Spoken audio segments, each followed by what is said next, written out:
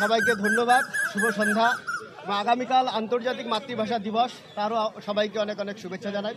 এবং আপনারা সবাই জানেন যে উত্তরবঙ্গের যে 8টা জেলা রয়েছে এবং তার সাথে সাথে আসামের একটা বিস্তীর্ণ এলাকা, লোয়ার আসাম এবং মিডিল আসাম, এর সাথে সাথে মেঘালয়, বিহার এবং ভারতবর্ষের বাইরেও বাংলাদেশ, নেপাল ও ভুটান, অর্থাৎ 4টা দেশে রাজবংশী বা কামতাপুরী সমাজের মানুষের বসবাস এবং দীর্ঘদিন ধরেই এটা আছে। এবং এশিয়া মহাদেশে একমাত্র এই রাজবংশী সম্প্রদায় বা কামতাপুরী সম্প্রদায়ের মানুষই আছেন যারা স্থায়ী বাসিন্দা হিসেবে, কোনো অভিবাসী নয়, তারা স্থায়ী বাসিন্দা হিসেবে এই 4টা দেশে বসবাস করেন। কিন্তু অত্যন্ত দুর্ভাগ্যের বিষয় যে আমাদের প্রায় 3 কোটি জনগণ এই 4টা দেশ মিলিয়ে থাকে এবং যার বেশিরভাগটাই আমাদের উত্তরবঙ্গ, আসাম, বিহার এবং মেঘালয়, এই 4টি রাজ্যের মধ্যে রয়েছে। কিন্তু আমরা আমাদের নিজের যে মাতৃভাষা রাজবংশী বা কামতাপুরী, সেই ভাষার সাংবিধানিক যে স্বীকৃতি 8ম তফসিলের, সেই 8ম তফসিলের স্বীকৃতি আমাদের এখনও হয়নি। বহুদিনের দীর্ঘদিনের একটা দাবি। এবং আমরা এখানটাতে মাননীয় আমাদের বিরোধী দলনেতা শুভেন্দু দা, তিনি আমাকে বলেন যে তুমি একবার সমস্ত বিধায়কদের সাথে উদ্যোগ নাও।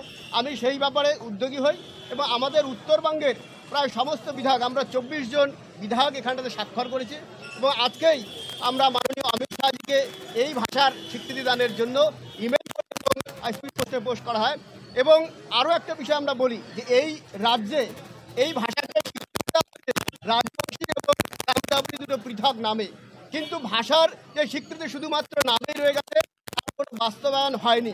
কারণ আমরা যে বিধানসভায় এখানটাতে বক্তব্য রাখি, তাতে আমরা মাননীয় স্পিকারকে সেই বিষয় নিয়ে আবেদন করেছিলাম যে আমাদের এই রাজ্যে এই রাজবংশী বা কামতাপুরী ভাষা এখানটা অফিসিয়ালি স্বীকৃত, কিন্তু আমরা আমাদের সমাজের যারা রাজবংশী সম্প্রদায়ের, কামতাপুরী সম্প্রদায়ের মানুষ রয়েছি, তারা কিন্তু এখানটাতে রাজবংশীদের শপথ নিতে পারি না এবং আমরা এখানে বক্তব্য পেশ করতে পারি না। ওনাকে চিঠি দেওয়া হয়েছে, তারপরেও আমাদের এই ভাষা যেখানটা চালু করার, বিধানসভার ভিতরে চালু করার, তার কোনো উদ্যোগ নেই।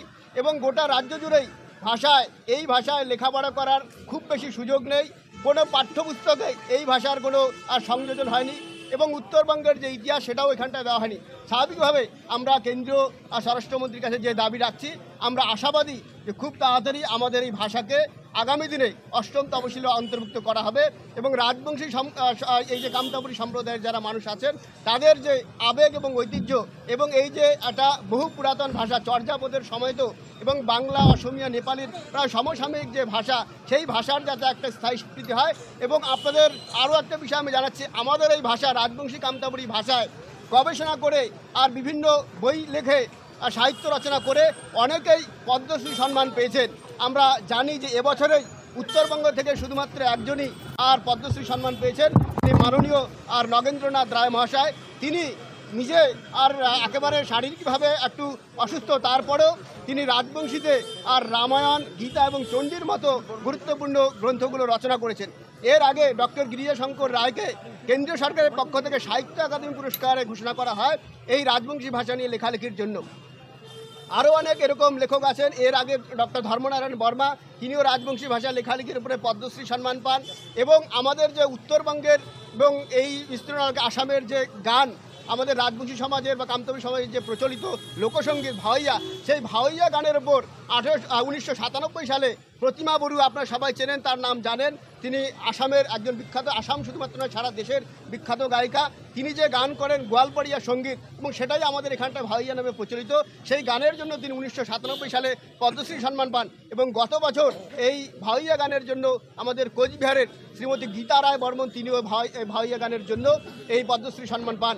এবং এই আমাদের ভাওয়াইয়া লোকসঙ্গীতের একটি অন্যতম বাদ্যযন্ত্র সারিন্দা, সেই সারিন্দা বাজানোর জন্য আর কয়েক বছর আগে জলপাইগুড়ির মাননীয় মঙ্গলাকান্তি রায়, তিনি কিন্তু পদ্মশ্রী সম্মান পান। স্বাভাবিকভাবে কেন্দ্র সরকার আমাদের এই ভাষার উপর গবেষণা করার জন্য বা লেখালেখির জন্য এই ধরনের উদ্যোগ নিয়েছেন, তাদের আমরা ধন্যবাদ জানাই।